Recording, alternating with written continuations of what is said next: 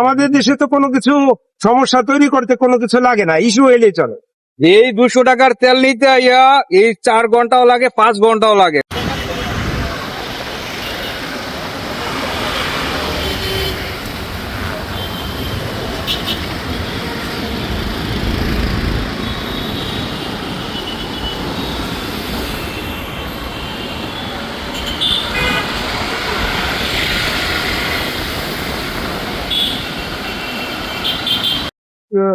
এক ঘন্টার কাছাকাছি ঘুরে বলেন তো আপনি কি সমস্যা? 1 ঘন্টার কাছাকাছি সমস্যা, মানে আমাদের দেশে তো কোনো কিছু সমস্যা তৈরি করতে কোনো কিছু লাগে না, ইস্যু এলেই চলে।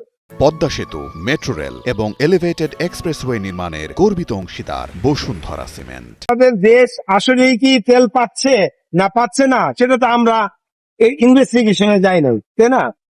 তো এখন এটা কি কৃত্রিম সংকট কিনা, কিন্তু ওয়ার্ল্ড ওয়াইড তো তেলের একটা সংকট আছে, হরমুজ প্রণালী বন্ধ, ওয়ার্ল্ড ওয়াইড যে তেল ডিস্ট্রিবিউশন করছে না, এটার মধ্যে ইন্টারাপশন আছে, যার কারণে হয়তো হইতেও পারে, এটা আমাদের ধ্যান ধারণা।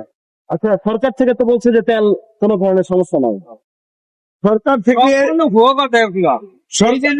কন্টিনিউ সরকার আমরা কন্টিনিউ যেই হ্যারাসমেন্টটা হইতেছি, মানে যেমনে আমাদের কষ্ট এটা কেউ বুঝতেছে না। এই 200 টাকার তেল নিতে আইয়া এই 4 ঘন্টাও লাগে, 5 ঘন্টাও লাগে, মানে কেমনে যে আমাদের টাইম কাটতেছে এটা মানে কারে বলবো, কে এটা সমাধান করবে? তাই অথচ শুনতেছি প্রতিনিয়ত তেল আসছে, তেলের সংকট থাকবে না, হ্যাঁ তেলের সমাধান হয়ে গেছে, কিন্তু একই সমস্যা সব জায়গায়। এবং কি যাদের ছোট পাম্প মানে আশেপাশে আছে না আরো পাম্প, এরা ডাইরেক্ট বন্ধ করে রাখছে। এবং কি আমি আরো খবর পাইছি রাতের বেলা ড্রামে করে তারা তেল বেশি দামে ড্রামে করে বিক্রি করে করতেছে, তেল অন্য অথচ জায়গায় আমরা পাম্পে গেলে বলে তেল নাই। কোন কোন পাম্পের তেল বেশি বিক্রি করে? এটা জানেন? এইটা ধরেন মানে ছোট ছোট পাম্প যেগুলো বলতে ইসে আছে, তেজগাঁওতে আছে একটা, তারপরে কালকে গেছিলাম আইডিয়ালও একই, তারপরে পিনাকাল, হ্যাঁ বিশ্বরোড পিনাকাল একই সেম। এখন কি আমরা যে মানে বুঝতেছি না এটার আসলে কারণ কি। এই যে ঘন্টার পর ঘন্টা 2 লিটার তেলের জন্য অপেক্ষা, কিছু করার নাই তো, বাইক চালাইতে হইলে কর্মস্থলে যাইতে হইলে আমাদের এছাড়া তো কোনো উপায় নাই। মানে এটা আমাদের এখন প্রতিনিয়ত মাইনা নিতে বাধ্য হইতেছে।